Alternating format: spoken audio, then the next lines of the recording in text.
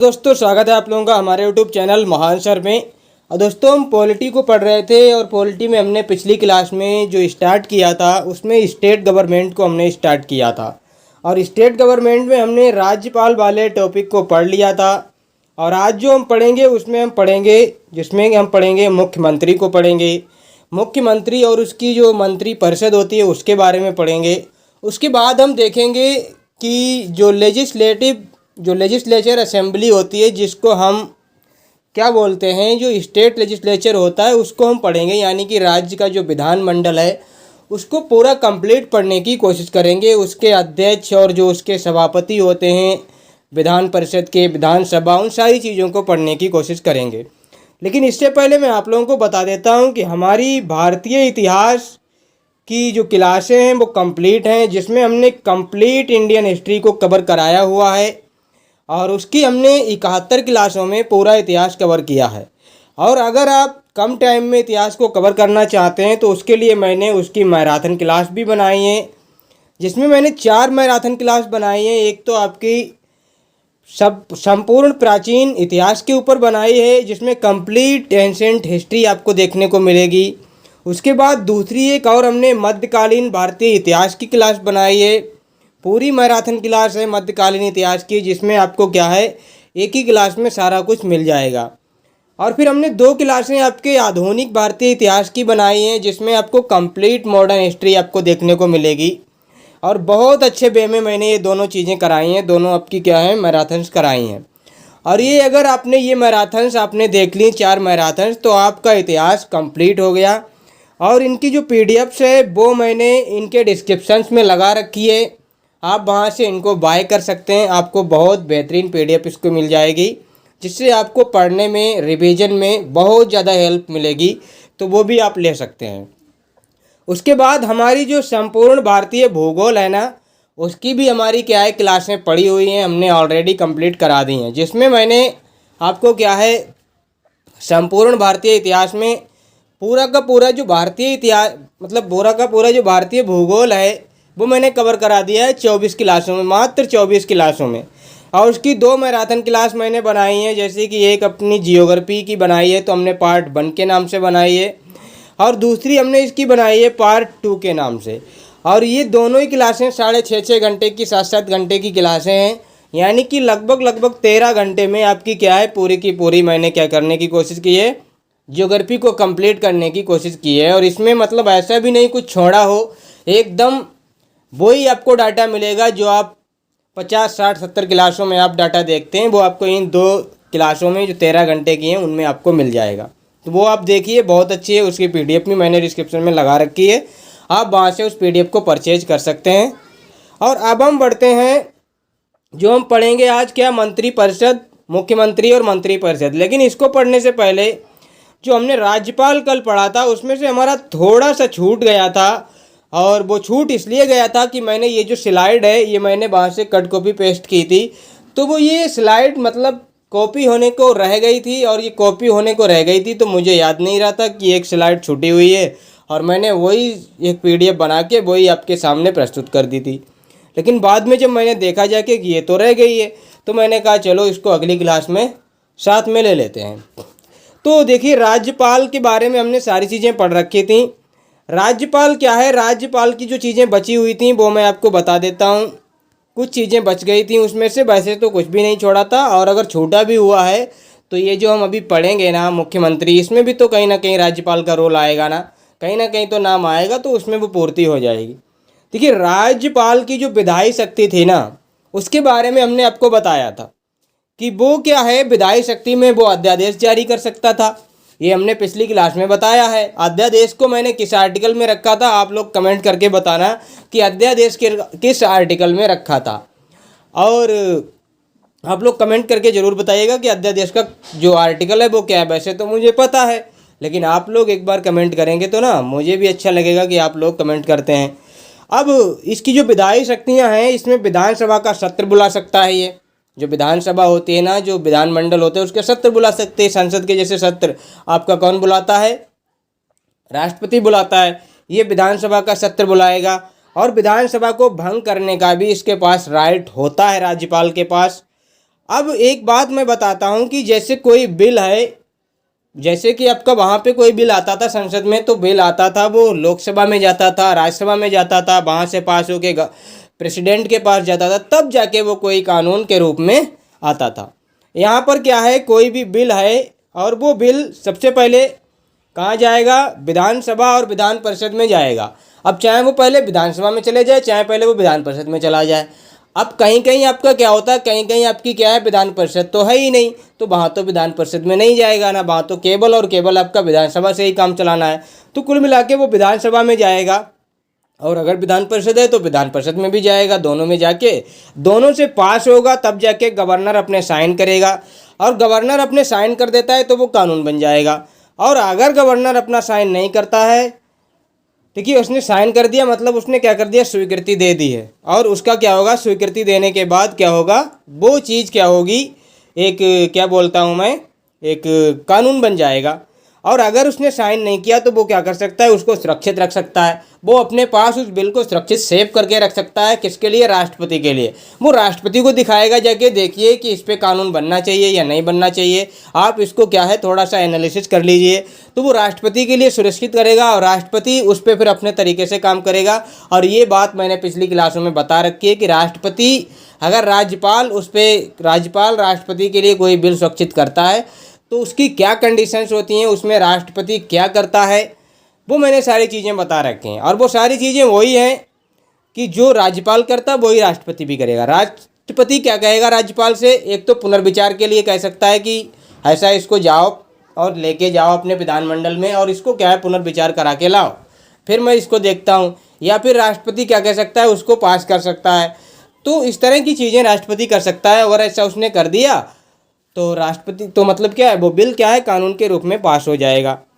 पुनर्विचार के लिए भेज सकता है, गवर्नर भी भेज सकता है पुनर्विचार के लिए। अगर स्वीकृति ना दे तो कह सकता है कि जाओ इसको फिर से विधानसभा, विधानमंडल मतलब जो भी है उसमें लेके जाओ और दोनों से एक बार चर्चा करो, बहस करो कि ये जो कानून आप लाए हो, क्या ये कानून वैध है, क्या ये बिल्कुल आप मतलब आपकी सहमति है, इसमें कोई भी कमी तो नहीं है, ये बात देखो जाके। और अगर धन विधेयक के मामले में ऐसी बात होती है कि कोई धन विधेयक, कोई मनी बिल आता है, तो फिर वो ऐसा नहीं होगा और वो पुनर्विचार के लिए नहीं भेजेगा। अब देखिए यहाँ पे क्या है, आर्टिकल 201 में क्या कहा गया है, राज्यपाल किसी बिल को राष्ट्रपति के लिए सुरक्षित रख सकता है। ये जो मैंने सुरक्षित रखने की बात की गई, ये आर्टिकल 201 में कहा गया है कि राष्ट्रपति, राज्यपाल जो है वो किसी भी बिल को राष्ट्रपति के लिए सुरक्षित रख सकता है। और राज्यपाल विधानसभा में प्रोटर्म स्पीकर की भी नियुक्ति करता है, ये भी बात आपको समझ में आनी चाहिए। जैसे कि हमने जो क्या पढ़ते हैं संसद के बारे में जो हमने पढ़ा था, और संसद में हमने देखा था कि उसमें भी एक प्रोटर्म स्पीकर का काम होता था, और उस प्रोटर्म स्पीकर की जो नियुक्ति करता था वो राष्ट्रपति करता था। लेकिन यहाँ पे जो प्रोटर्म स्पीकर होगा इसकी नियुक्ति कौन करेगा, राज्यपाल करेगा, क्योंकि विधानसभा की बात है। और यहाँ पे इसका काम क्या रहता है, प्रोटर्म स्पीकर का, जो मैंने वहाँ पे बताया था वही काम रहता है, क्या कि जो नई आपकी जैसे वहाँ पे लोकसभा थी, जैसे यहाँ पे नई विधानसभा जो चुन के आती है, और जब नई विधानसभा चुन के आती है तो नए सदस्य जो होते हैं उनको शपथ दिलाने का काम कौन करेगा, तो वो प्रोटर्म स्पीकर करता है। और प्रोटर्म स्पीकर को शपथ कौन दिलाता है, वो राज्यपाल दिलाता है। और फिर ये प्रोटर्म स्पीकर सभी सदस्यों को शपथ दिलाता है, और सभी सदस्यों को शपथ दिलाने के बाद जब अध्यक्ष की नियुक्ति हो जाती है विधानसभा में, तब ये अपने आप को ख़त्म कर देता है और इसका मामला ख़त्म हो जाता है। क्या प्रोटर्म स्पीकर भी मैंने बताया था अध्यक्ष बन सकता है, तो बन सकता है, और ऐसा हुआ भी था। जैसे कि आपका जो संसद में पढ़ेंगे तो गणेश बाबू जो मावलंकर थे वो प्रोटर्म स्पीकर भी हुआ करते थे शुरुआत में, और वही आपके स्पीकर भी बने थे। अब यहाँ पे देखिए कंडीशन सेम है, चाहे आप स्टेट गवर्नमेंट पढ़ रहे हो, चाहे आप केंद्र की गवर्नमेंट को पढ़ रहे हो, सारी चीज़ें उसी फॉर्म में हैं। बस कहीं कहीं पे कुछ कुछ पॉइंट आपके बदले हुए हैं, बाकी पूरा का पूरा कट कॉपी पेस्ट है। और मैं आप लोगों को इसकी सच्चाई बता दूं, तो जब मैंने इसको पढ़ा था तो मैंने पॉलिटी का कोर्स लिया था। मैंने पॉलिटी का 5,000 रुपये का सिर्फ पॉलिटी का कोर्स लिया था, और उसमें जब मुझे पढ़ाया गया था तो उसमें केंद्र की मतलब जो पूरा का पूरा जो केंद्र की सिस्टमेटिक जो भी है केंद्र पढ़ाया गया था, स्टेट पढ़ाया ही नहीं था उन्होंने, जबकि 5,000 रुपये लिए थे और कहा था कि आप सीधा का सीधा जो आपका वहाँ पे है वही आपका स्टेट में होता है, और नहीं पढ़ाया था। अब मैं उसमें कुछ कर भी नहीं सकता था, जब किसी को नहीं पढ़ाया तो मुझे भी नहीं पढ़ाया, और मैं उतना उस समय जानता भी नहीं था। मुझे तो अच्छा ये लगा था कि अगर सेम टू सेम है तो मुझे पढ़ने की ज़रूरत ही क्या है, ऐसा भी तो होता है ना। लेकिन ऐसा नहीं है, पढ़ना तो चाहिए, क्योंकि टर्म्स अलग अलग हो जाते हैं, कुछ चीज़ें बदल जाती हैं। लेकिन मैं आपको सारी चीज़ें कवर करा रहा हूँ इसके लिए, और आपको इसके लिए कुछ पे भी करने की ज़रूरत नहीं पड़ रही है, बहुत अच्छा कंटेंट भी मिल रहा है। अब आर्टिकल एक 361 है, जिसमें राज्यपाल के पास कुछ विशेषाधिकार हैं, और ये आपको याद रखना है। आर्टिकल 361 जिसमें विशेषाधिकार दिए गए हैं राज्यपाल के पास। आर्टिकल 213 में क्या है, राज्यपाल अध्यादेश को जारी कर सकता है। राज्यपाल क्या है, अध्यादेश को जारी कर सकता है। और ये अध्यादेश मैंने शायद आपको पिछली क्लास में बताया होगा, अगर नहीं बताया है तो फिर यहाँ पे आपको मिल ही गया है। मुझे तो कुछ याद नहीं पिछली क्लास में मैंने क्या क्या आपको बताया था, लेकिन अगर नहीं बताया है, लेकिन अभी मैंने बोला था कि मैंने बताया है तो शायद बताया होगा। अगर नहीं बताया तो अध्यादेश आपका आर्टिकल 213 में मिलता है। जैसे कि आपका 123 में आपका राष्ट्रपति अध्यादेश को जारी करता था।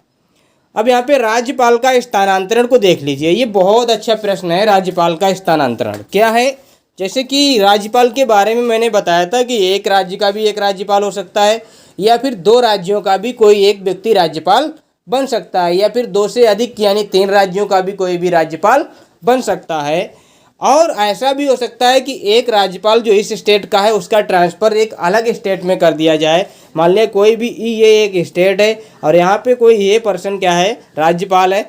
अब यहाँ पे एक स्टेट है और इस ए पर्सन का जो यहाँ पे क्या आना है, इसका स्थानांतरण होना है, तो उसके बारे में क्या बात है, ये बात हमको पढ़नी है। क्या है, एक राज्य से दूसरे राज्य में जो स्थानांतरण है वो केवल राष्ट्रपति के हाथों में है, और संविधान में इसका कोई प्रावधान नहीं दिया गया है। राष्ट्रपति अपने हिसाब से करेगा जो भी करेगा, मतलब संविधान में बस यही प्रावधान है कि वो राष्ट्रपति करेगा, जैसा भी करेगा राष्ट्रपति जैसा उचित समझेगा कर देगा। तो ये सारी बात आपको समझ में आई होगी। अब हम यहाँ से अपनी क्लास स्टार्ट करते हैं, जो हमको आज का पढ़ना है। और पढ़ना है हमको मुख्यमंत्री के बारे में पढ़ना है, हमको मंत्रिपरिषद के बारे में पढ़ना है। और ये जो मुख्यमंत्री है और मंत्रिपरिषद है, ये आर्टिकल 164 में आते हैं। हालांकि मंत्रिपरिषद का जो जिक्र है वो आपको 163 में ही देखने को मिल जाएगा, लेकिन फिर भी आपको आर्टिकल 164 याद रखना है। जैसे आपने आर्टिकल 75 को याद रखा था, पीएम और पीएम की जो काउंसिल ऑफ मिनिस्टर थी, मंत्रिपरिषद थी, ऐसे यहाँ पे सीएम और सीएम की जो काउंसिल ऑफ मिनिस्टर है वो 164 में दी गई है। तो ये बात आपको याद रखना है। अब जो भूमिका केंद्र में पीएम की होती है, मतलब यहाँ पे जो सीएम है ना, सीएम का स्टेटस क्या होता है, सीएम की भूमिका क्या होती है, सीएम का रोल क्या होता है, तो बिल्कुल बिल्कुल बिल्कुल बिल्कुल वैसा ही इसका रोल होता है जैसा कि पीएम का आपका केंद्र में हुआ करता था या होता है। तो यहाँ पे क्या है, बिल्कुल वही भूमिका रहती है सीएम की स्टेट में जैसी कि पीएम की केंद्र में होती है। अब सीएम बनता कैसे है सर, पीएम कैसे बनता है, वैसे सीएम बनता है। कैसे, जैसे कि पीएम बन रहा था वैसे ही बिल्कुल सीएम बनेगा। देखिए कैसे, जैसे कि यूपी की जो विधानसभा सीट्स हैं, मतलब यूपी यहाँ पे मैंने इसलिए ले लिया क्योंकि एक एग्जांपल चाहिए था। यहाँ पे वैसे तो केंद्र में तो सिर्फ केंद्र ही है हमारा, पूरा का पूरा वही, चाहे आप एग्जाम्पल मान लीजिए चाहे वो आप कुछ भी मान लीजिए। यहाँ पे हमें एक स्टेट का आपका एग्जाम्पल लेना पड़ेगा, उसके ज़रिए हम समझाएंगे। अब हम यूपी के हैं तो हम यूपी का एग्जाम्पल लेते हैं। तो यूपी में मान लिया कि विधानसभा की सीटें क्या हैं, 403 है, मान क्या लिया है, ठीक 403 सीटें हैं। कहीं कहीं पे आता है कि 404 सीटें हैं, वैसे तो इसकी 403 ही सीटें हैं। अब इसमें से क्या है, कोई भी अगर व्यक्ति सीएम बनता है तो उसके लिए 203 सीटें चाहिए, मतलब इसका 50% प्लस 1 इसको चाहिए होता है। स्पष्ट बहुमत अगर आ जाता है, यानी कि कुल सीटें आपकी, कुल सीटों का 50% और प्लस 1, तो अगर इतना मिल जाता है तो आपको क्या है, ये आपका क्या है, सरकार बन जाती है। तब जाके सीएम या कोई सरकार बनेगी, मतलब सीएम को ही सरकार कहते हैं, और ये सरकार बन जाती है। जैसे कि बीजेपी की आपने देखी होगी, और बीजेपी का जो मुकाबला हुआ था वो किन के साथ हुआ था, आपका बीएसपी यानी कि बहुजन समाज पार्टी, सपा समाजवादी पार्टी, कांग्रेस, इनके साथ इनका क्या हुआ था, एक तरीके से क्या हुआ था, मुकाबला हुआ था। इनके वर्सेस इनमें क्या हुआ था, इलेक्शंस हुए थे, और सरकार बनी थी आपकी बीजेपी की। अब इसमें देखिए क्या हुआ था। इसमें जो हुआ था, जैसे कि ये जो लोग थे इनको मान लिया कि 170 सीटें मिली थी। मुझे नहीं पता कितनी मिली थी, लेकिन मैं मान के चलता हूँ। और बीजेपी को मिली थी मान लिया 180। अब किसके पास ज़्यादा है? तो सर 180 हैं और 180 आपकी बीजेपी के पास ज़्यादा है। तब राज्यपाल क्या कहेगा इसके मामले में कि 23 मत आप और प्राप्त कर लीजिए, 23 मतों का विश्वास मत आप ले आइए और फिर हम आपको क्या है, आप सरकार बनाने के लिए आप योग्य हो जाएंगे और आप अगर ऐसा कर पाते हो तो आपकी सरकार बन जाएगी। और अगर ये 23 मत प्राप्त करने में नहीं सफल हुआ, अगर ये वाला व्यक्ति 23 की जगह 33 अगर इसने मत अगर प्राप्त कर लिए तो इसकी भी सरकार बन सकती है, ये भी बना सकते हैं। लेकिन राज्यपाल क्या कहेगा? सबसे पहले इनसे कहेगा कि आप ऐसा कर पाते हो तो ठीक है। लेकिन हुआ क्या था कि बीजेपी की तो 294 सीटें आई थी, 50% प्लस वन तो इसकी है ही है, इसकी तो बहुत सीटें हैं, तो इसकी तो सरकार बननी ही थी, इसीलिए इसकी सरकार बन गई थी। सीधी सीधी बात कहूँ तो सरकार बनाने के लिए दो पार्टियां जब होती हैं, 2 हों 10 हों 20 हों कुछ भी हों, आपको क्या है, आपको अगर आपको सरकार बनानी है तो आपको ऐसा नहीं है कि 400 सीटों में से आपकी क्या है सबसे ज़्यादा सीटें आ गई, मतलब 10 लोग लड़े 400 सीटों पे, तो ऐसा नहीं। मतलब 10 को सभी 400 के हिसाब से कितनी पड़ी जाके 40 सीटें पड़ी जाके, अगर एक तरह देखा जाए। मान लिया एक को 50 मिल गई सीटें, बाकी को सबको कम कम मिल गई होंगी, तो ऐसा नहीं है। सरकार बनाने के लिए आपको कितनी सीटें चाहिए होती हैं? 203 चाहिए होती हैं, 50% प्लस 1 सीटें चाहिए होती हैं, तब जाके आप सरकार बना सकते हो। ऐसा नहीं आपकी सबसे ज़्यादा सीटें हैं तो आप सरकार बन गए। क्या चाहिए आपको? सीटें आपकी चाहिए होती हैं कि आपको क्या है 50% प्लस 1, आधे से ज़्यादा सीटें आपको चाहिए होती हैं, चाहे फिर आप गठबंधन करके मिलाएं, चाहे आप पर्सनल आपकी हों, तब आपकी सरकार बनती है। ये बात आपको समझ आई होगी। राज्यपाल बहुमत दल के नेता को सीएम नियुक्त करता है। सीएम की क्या होती है? नियुक्ति होती है, और ये नियुक्ति राज्यपाल करता है। जैसे कि राष्ट्रपति पीएम की नियुक्ति करता था, वैसे ही राज्यपाल सीएम की नियुक्ति करता है। बात आपको समझ आई होगी। आगे बढ़ते हैं तो अब सीएम के बारे में और जानकारी लेते हैं। सीएम के बारे में जो हमको पढ़ने को मिलता है वो आर्टिकल 164 के 1 में मिलता है। आर्टिकल 164 का जो 1 है, मतलब ये जो आर्टिकल दिए हैं अनुच्छेद 164, 164(2), 164(3), मतलब ये इसके सब क्लास हैं। और ये अगर एक तरीके से देखा जाए तो ये सारा का सारा आर्टिकल 64 में ही ये सारा का सारा डाटा आ रहा है। तो 164 का जो 1 दिया है उसमें सीएम यानी कि मुख्यमंत्री और उसकी काउंसिल ऑफ मिनिस्टर यानी कि मंत्रिपरिषद की जो नियुक्ति है वो राज्यपाल करेगा। क्या लिखा है? सीएम और उसकी जो काउंसिल ऑफ मिनिस्टर है उसकी जो नियुक्ति करेगा वो राज्यपाल करेगा। लेकिन सर आपने तो बताया था कि 163 जो आर्टिकल है उसमें कहा था कि राज्यपाल की सहायता के लिए और सलाह के लिए एक मंत्रिपरिषद होगी, तो फिर आर्टिकल 163 का क्या मतलब है? वो आर्टिकल 163 में राज्यपाल के लिए एक सहायता और सलाह के लिए बात की गई थी कि एक मंत्रिपरिषद होनी चाहिए, लेकिन उस मंत्रिपरिषद की जो नियुक्ति है वो आर्टिकल 164 में होगी। और कौन करेगा? राज्यपाल करेगा।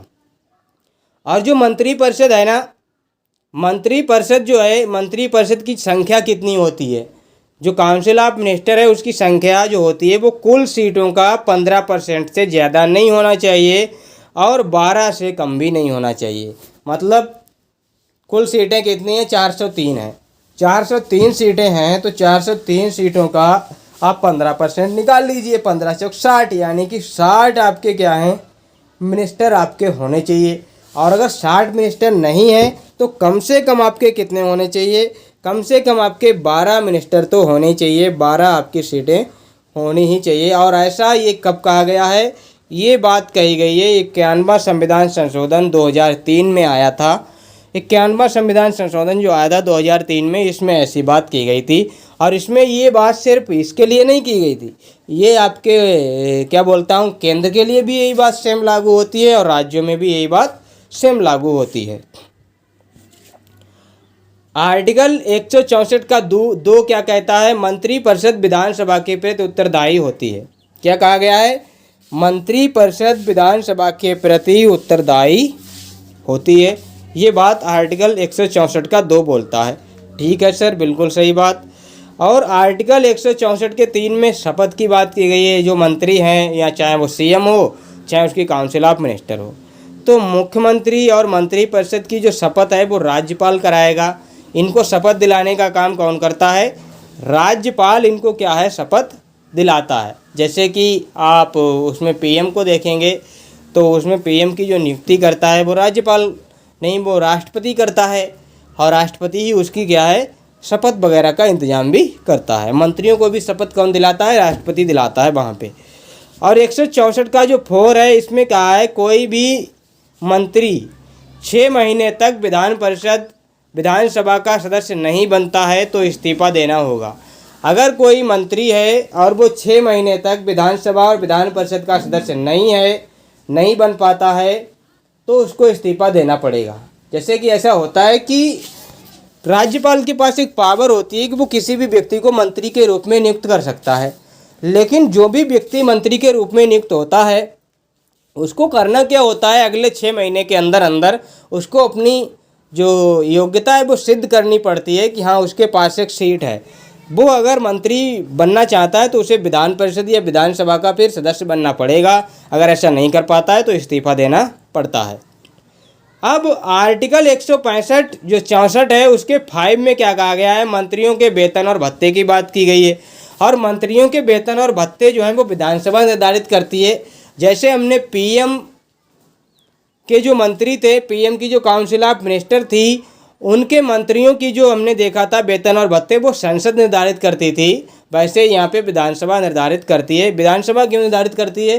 क्योंकि कहीं कहीं पे मालूम क्या होता है ना कि वैसे तो विधानमंडल निर्धारित करेगा, लेकिन वहाँ पे क्या होता है कि कुछ आपके विधानमंडल ऐसे हैं जहाँ पे विधाननी सभा है, विधान परिषद है ही नहीं। तो चाहे जहाँ जिस विधानमंडल में आपकी विधानसभा है केवल, तो आप उसको सीधे विधानसभा बोल दें या विधानमंडल बोल दें, बात एक ही रहती है। अब आर्टिकल 166 सर 165 कहाँ गया? 165 में आपका क्या है, राज्य का महाधिवक्ता है। और राज्य का महाधिवक्ता को हम एक अलग ही चीज़ में पढ़ लेंगे तो आपको उसको देखने की अभी ज़रूरत भी नहीं है।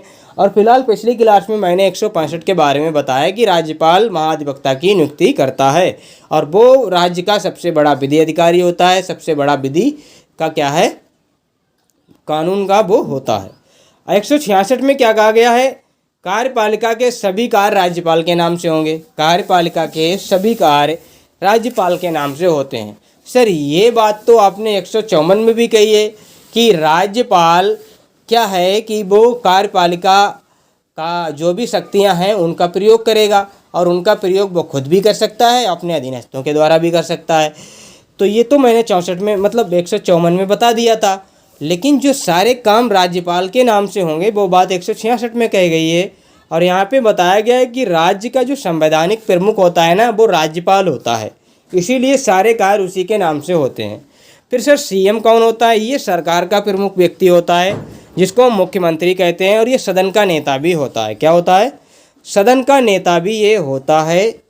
आगे बढ़ते हैं और आगे और चीज़ें देखते हैं। जैसे कि आगे आपका आर्टिकल 1 मिलता है, और ये आर्टिकल क्या कहता है, आर्टिकल 163 राज्यपाल को सलाह और सहायता देने के लिए आपकी क्या होगी, मंत्रिपरिषद।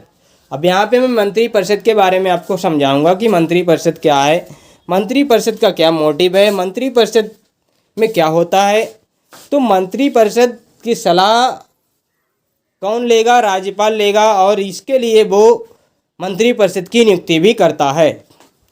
अब राज्यपाल मंत्रिपरिषद की नियुक्ति करता है तो कैबिनेट मंत्री, जैसे कि इसमें 3 तरीके के आपके क्या होते हैं, मंत्री होते हैं। जैसे हमने वहाँ पे काउंसिल ऑफ मिनिस्टर पढ़ी थी पीएम की, वैसे यहाँ पे तो यहाँ पे भी क्या है, कैबिनेट मंत्री होते हैं, राज्य मंत्री होते हैं जिनको कुछ स्वतंत्र प्रभार भी दिया जाता है, और कुछ आपके उप मंत्री होते हैं। तो ये आपके 3 तरीके के मंत्री आपके मंत्रिपरिषद में आते हैं।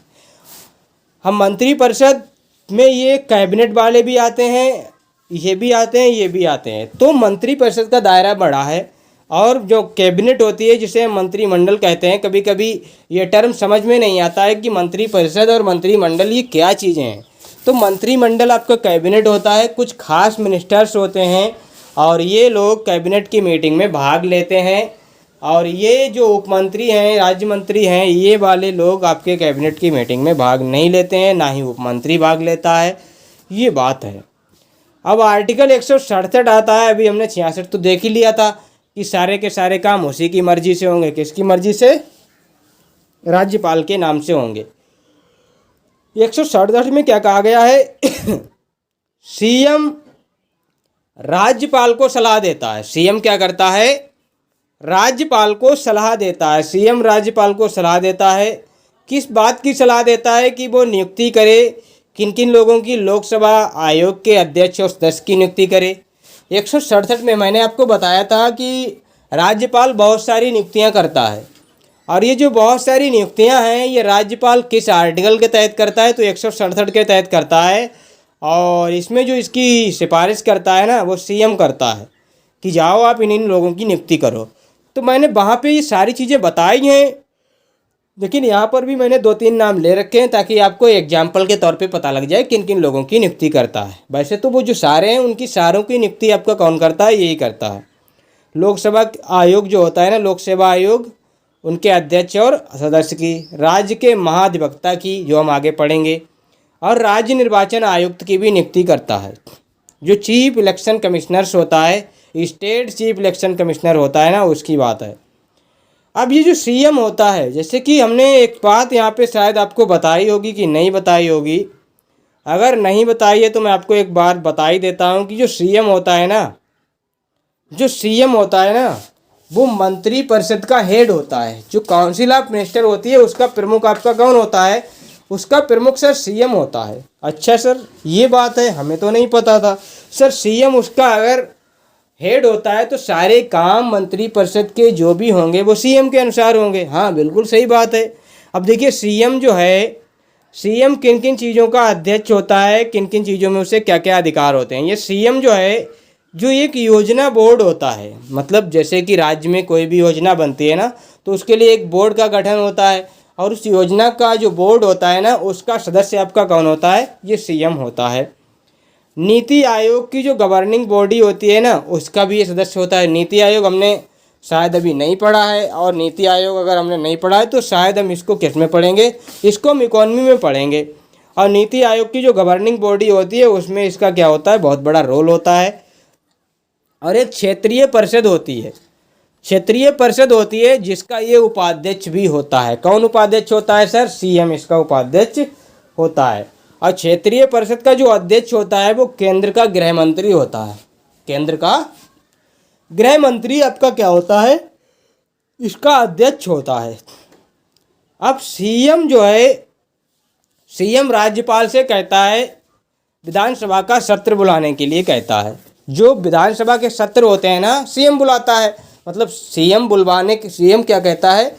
किससे कहता है? राज्यपाल से कहता है कि जो विधानसभा का सत्र है उसको लाया जाए और सत्र को बुलाया जाए, इसके लिए सीएम कहता है। सीएम कभी भी राज्यपाल को अपना इस्तीफा देकर मंत्रिपरिषद को भंग भी कर सकता है।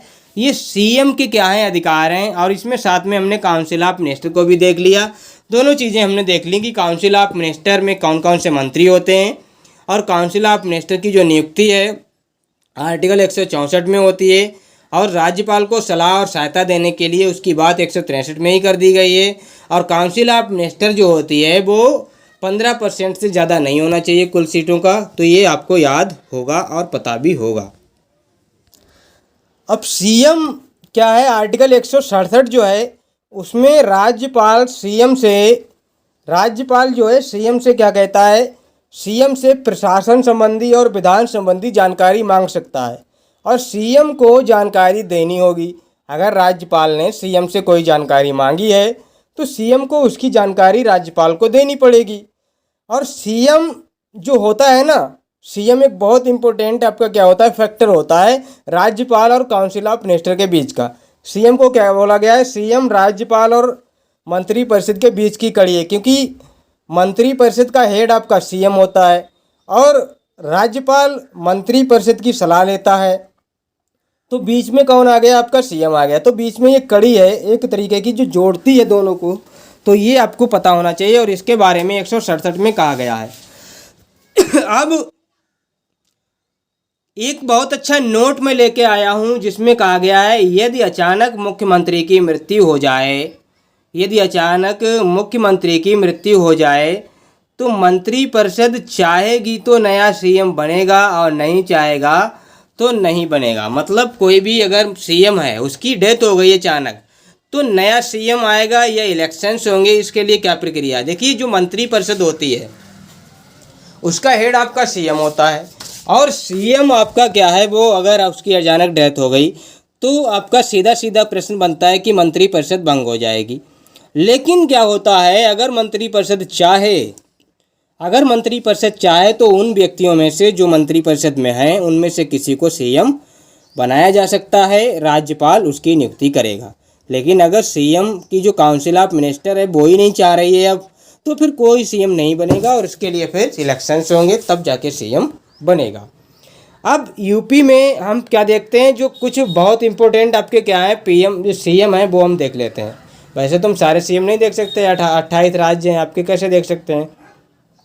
लेकिन यूपी या फिर भारत, सर यूपी या फिर भारत क्या मतलब, जो पहली महिला मुख्यमंत्री बनी थी ना, वो आपकी सुचिता कृपलानी थी। जो पहली महिला मुख्यमंत्री बनी थी वो सुचिता कृपलानी थी। तो ये बात आपको याद रखना है। अगर आपसे पूछा जाए पहली महिला जो आपकी क्या है, एक तरीके से मैं बोलता हूँ क्या है कि क्या बोलता हूँ, जो सीएम बनी थी वो सुचिता कृपलानी है। 1963 से लेके 67 तक ये रही थी भारत की या फिर किसी भी राज्य की पहली क्या है महिला सीएम आपकी ये थी। ये आपको पता होना चाहिए। और उत्तर प्रदेश में सबसे ज़्यादा बार यानी 4 बार मुख्यमंत्री रहने का जो गौरव प्राप्त हुआ है वो सुश्री मायावती हैं। और ये पहली आपकी क्या है, दलित महिला है, पहली दलित सीएम है। और ये जो आपकी डेट्स हैं इन पे आप देखना, तो ये इतनी बार आपकी क्या है सीएम बनी है। जैसे कि जून 1995 से लेके अक्टूबर 1995 तक सीएम रही हैं, 1997 मार्च में और सितंबर तक रही हैं, मई 2002 से अगस्त 2003 तक रही हैं, और मई 2007 से लेके मार्च 2012 तक रही हैं। तो ये 4 बार सीएम रही हैं। और स्वतंत्र इसमें क्या है, एक स्वतंत्र भारत की जो सबसे पहली बार आपकी क्या है महिला जो सीएम बनी थी स्वतंत्र भारत में, तो स्वतंत्र भारत में तो आपकी ये भी बनी थी, लेकिन ये पैदा नहीं हुई थी स्वतंत्र भारत में। कौन, जो आपकी क्या बोलता हूँ मायावती हैं। लेकिन ये जो हैं आपके क्या है स्वतंत्र भारत में पैदा हुई। स्वतंत्र भारत में दूसरी महिला मुख्यमंत्री जो कि उड़ीसा की थी, जो कि क्या है उड़ीसा की थी, और नंदिनी सतपथी थी। क्या थी, नंदिनी सतपथी थी। और ये 1972 से लेके 1976 में आपकी क्या है सीएम बनी थी। तो ये आपको पता होना चाहिए। और एक दिल्ली की शीला दीक्षित हैं जो कि 15 वर्ष तक सीएम रही हैं, मतलब 3 बार लगातार सीएम रही हैं, लगातार कंटिन्यूसली सीएम रही हैं आपकी क्या है। और ये 1998 से लेकर 2013 तक लगातार सीएम रही हैं। तो इनको आप याद रखना। अब आगे बढ़ते हैं, एक व्यक्ति और हैं जो सीएम रही हैं, और ये आपकी क्या है सईदा अनवर हैं। जो सईदा अनवर तैमूर इनका नाम है। ये पहली मुस्लिम सीएम हैं जो कि असम की हैं, और ये 6 दिसंबर 1980 से लेके और 30 जून 1981 तक आपकी क्या है महिला सीएम रही हैं। अब कुछ आपके क्या हैं मुख्यमंत्री हैं जिनको भारत रत्न भी मिला हुआ है, तो उनको आप एक बार देख लीजिए। जिनको भारत रत्न मिला हुआ है उनको आप देख लीजिए। भारत रत्न प्राप्त करता है, ये आपके 6 आपके क्या है सीएम हैं जो भारत रत्न प्राप्त करता है। जिसमें आपका एक तो आपके क्या है पंडित गोविंद बल्लभ पंत हैं जो यूपी के हैं, इनको भी ये भारत रत्न मिला है। डॉक्टर विधान चंद्र रॉय जो वेस्ट बंगाल के हैं, इनको भी भारत रत्न मिला है।